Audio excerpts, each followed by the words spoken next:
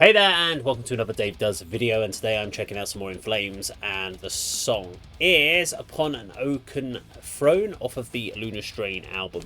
So I've done quite a lot of In Flames. This is a Patreon request today, so this is early In Flames, whereas the last stuff I've been reacting to mostly today is off the 2008 album A Sense of Purpose. So I kind of know with the Lunar Strain stuff, it's raw, it's a lot more aggressive. It's quite a short song as well, which is, well, that's not, I was going to say unusual, but not really. they did do short songs. So let me have a quick slurp of my coffee, and then we'll get straight into this. Right, let's do upon an oaken throne. Let's go. 3, 2, 1, and go.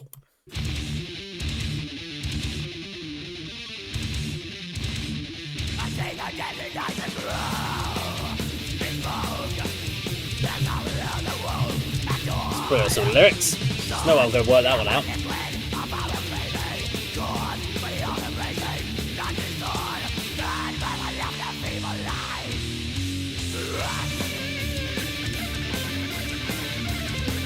That's like classic, like thrash solo. That's like the Big Four, Megadeth, Metallica early 80s soloing.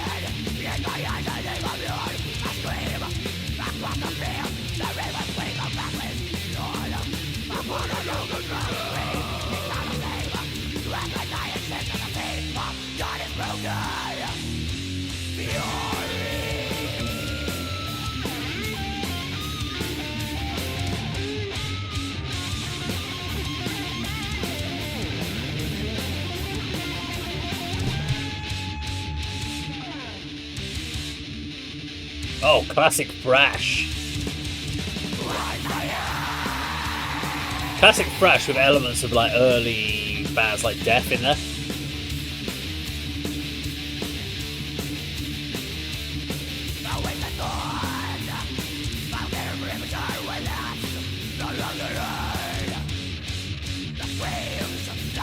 I like that ba ba ba ba da.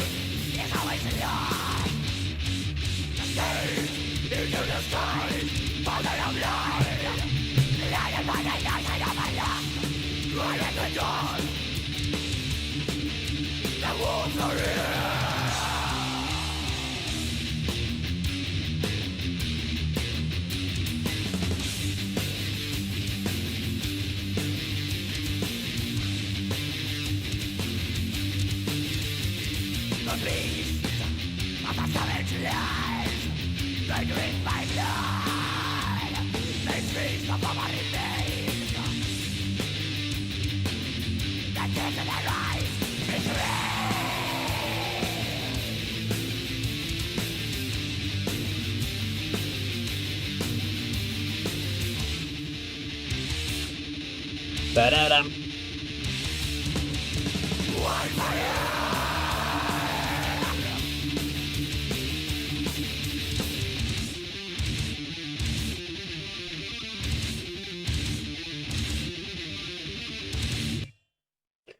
Okay, that was In Flames and Upon an Oaken Throne. It's kind of interesting because one of the other songs I did today was off of Jester's Race, which was the album that came after Lunar Strain. It's a 2-year difference, and you can seriously hear the difference in, not necessarily in production, because production was better on the Jester Race, but they still kept that raw guitar tone that they had on the first album. They just kind of neatened a lot of things up. Still had heavy saturation of distortion, which means you need to listen to it at lower volumes. The louder the volume, the less you can hear. Vocally, they got better as they went along. Now, a lot of people like the style. I'm not a big fan of it.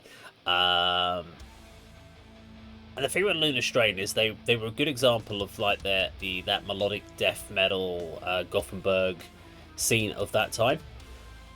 But there's not really anything original coming out of that sort of era. I think it was only when they started getting to, for me, Colony was kind of where the band started to really find their own sound. Clayman, great album, done a lot of reactions off that. Obviously, Sense of Purpose is the newest one. I don't think Come Clarity. I don't think I've done anything off that album. Maybe I'm wrong. Maybe I have. There's quite. I mean, there's a few albums in here that I've not done any like In Flames off of. But I think Clayman is probably the one where they kind of that breakthrough album for me, where they brought into that more commercial elements and became more progressive metalcore or progressive metal, versus that early stage of melodic death metal of the 94, 95, 96 era, and they had obviously some lineup changes as well throughout that period, so that would have made difference in sort of stylization and playing. But as far as track goes, yeah, it was fine. I like the fresh early death elements of it. Production was, it is what it is, I guess, for a debut album.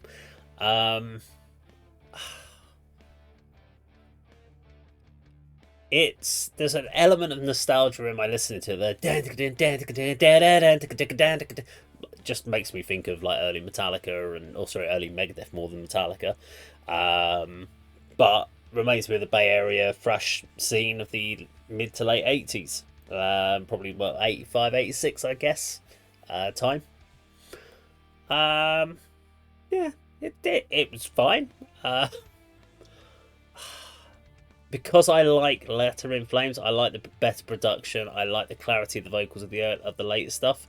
For me, if you were actually, do you know what? It'd be funny to put this up and not show like the album covers or the band names, and see if someone would pick something off of, let's say, Clayman, like Ode to the Weak, or Only for the Weak, sorry, and this, and guess that it was the same band.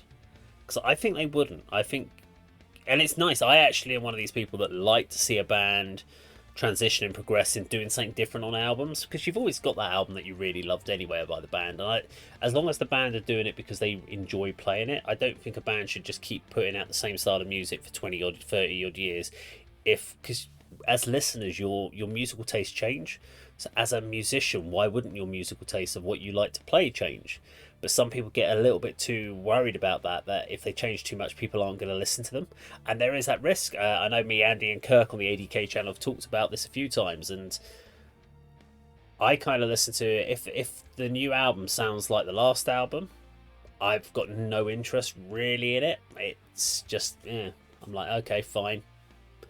But I've already got the last album. It doesn't, if it sounds pretty much exactly the same. Whereas I think Andy and Kirk quite like that, the comfort of the fact they're giving you more of what you liked. It's a real, it's not divisive. I think it's just you get a lot of people with different opinions on it. I personally, I like it when bands throw in something new, something different. I like it occasionally. I like a couple of albums along that they kind of go back to some of their early styles and throw a few bits of that in there. But as long as they're honest with their musicianship, they're honest with their playing, that they're actually just playing something that they want to do, that it's yeah, you've got to think about what fans of the band are going to want to do. But as long as you're happy with what you've written, that's all that matters. It's your piece of music, you're putting it out there. You need to be comfortable to turn around at the end, and when you get criticized or picked up on it, and just be able to say, if you put out a song that's bad or people criticise it, you can't turn around and go, well, we wrote it for the fans because we thought that's what the fans wanted. That's awful. You can't say that. If you know that you wrote it and we're like, do you know what? That's where our headspace was. This is my reason for writing it. This is why I enjoyed putting that song together. Then fans will still appreciate that. They'll like the background behind it, and they'll then grow to appreciate the song, I think. So there you go, Upon an Oaken Throne, thereby in flames. I didn't really cover much about it because there wasn't much to cover, I guess. But there you go. I hope you enjoyed the video. Now, if you like the video, please do like, share, subscribe, click the bell icon. Please do leave comments and click the bell icon or the thumb up icon or thumb down, whatever you want to do. It's really important. It does help the channel get recommended, or the video get recommended to other people by having the comments and the thumbs up. Don't leave a comment. I mean, if you don't leave a comment, fair enough, fine. But even if you hate this video, you think it's really boring, it's not worth watching, just type that in the comments down below. I don't mind. I do read all the comments, so I do appreciate them either way. So thank you very much for watching, and I'll see you on a video sometime very, very soon. Take care.